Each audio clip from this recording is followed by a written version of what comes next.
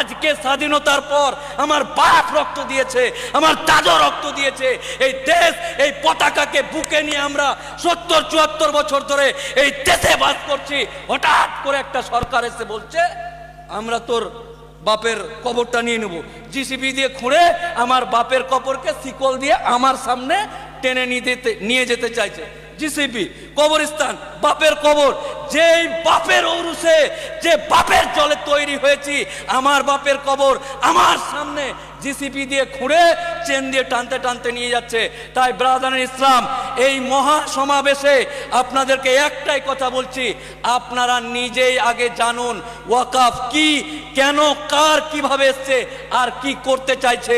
রাজনৈতিক দ্বন্দ্ব ভুলে গিয়ে তৃণমূল করা মুসলমান, কংগ্রেস করা মুসলমান, আইএসএফ করা মুসলমান, পয়সার লোভে বিজেপি করা মুসলমান, সবাইকে